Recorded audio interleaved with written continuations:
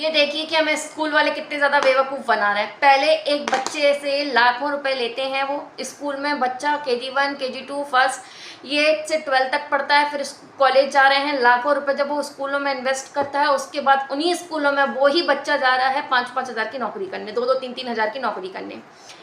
कहने का मतलब ये है कि बच्चा क्या दिन हमेशा जीवन भर वो स्कूल में, पहले स्कूल वाले इतना सक्षम नहीं बना पाए कि वो कुछ कर सके। लाखों रुपए इन्वेस्ट करे हैं उसने अपनी पढ़ाई लिखाई में, और फिर उन्हीं स्कूल में 2-2 3-3 हज़ार की नौकरी के लिए जा रहा है, ज़्यादा से ज़्यादा बहुत से बहुत 10 हज़ार की नौकरी के लिए। तो मतलब वो खुद भी कुछ नहीं बना। स्कूल वाले, जो स्कूल वाले हैं, एक बात कहूँ, जो स्कूल वाले हैं अगर उनके पास स्कूल ना हो, उनका स्कूल बिक जाए, तो वो भी दूसरे स्कूलों में जाएंगे 2-2 5-5 हज़ार की नौकरी करने के लिए, क्योंकि उनके अंदर ना कोई कला है, ना कोई एक्सपर्टीज़ है, ना कुछ है। बच्चों को हर एक चीज़ प्रैक्टिकल सिखाओ। जो आलतू फालतू पढ़ाई क्यों कर रहे हैं? पढ़ाई पैसा कमाने के लिए कर रहे हैं, तो पैसे कमा पा रहे हैं क्या? इस पढ़ाई से नहीं कमा पा रहे हैं ना, तो ऐसी पढ़ाई करवाओ जिससे बच्चा पैसे कमा सके।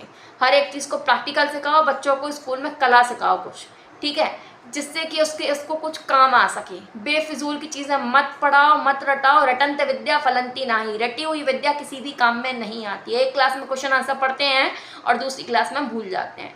ये यूजलेस चीज़ें पढ़ाना बंद करो। और दूसरी चीज़, बच्चों का समय बर्बाद मत करो। जैसे मान लीजिए आपने एक स्टोरी सिखाई, एक स्टोरी आपने पूरी कहानी बता दी, उसमें सार क्या था कि लालच नहीं करना। अब उसको क्वेश्चन आंसर की तरह करवा रहे हैं, फिर उसमें लिखवा रहे हैं। इतना समय बर्बाद मत करो। बच्चों को वो चीज़ें पढ़ाओ जिससे वो पैसा कमा सके, और काम की चीज़ें सिखाओ जो उसके काम में आ सकें।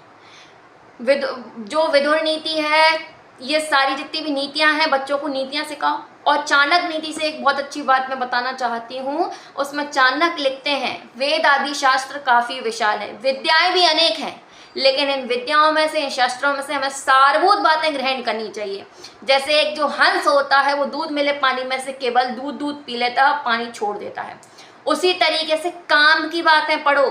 बेफिजूल का इतना सारा जो लिखा हुआ है, उसको पढ़ते पढ़ते उसको लिखते नहीं रह जाना। उसमें से काम में क्या आएगा बाद में, वो चीज़ें पढ़ो, उन चीज़ों को ग्रहण करो। क्योंकि इतनी सारी पढ़ाइयाँ हैं, इतनी सारी किताबें हैं, उसमें से क्या क्या पढ़ना है, क्या क्या सीखना है, आपको ये चीज़ें समझनी पड़ेंगी। जो आपके काम की हों, आप केवल वो ही याद रखो। क्योंकि आपका पूरा जीवन निकल जाएगा तो भी ये पढ़ाई ख़त्म नहीं होने वाली, इतनी सारी पढ़ाई है। आपके काम में क्या आने वाला है, क्या चीज़ आपके काम की है, बस केवल वही याद करो और आगे बस बढ़ते चलो।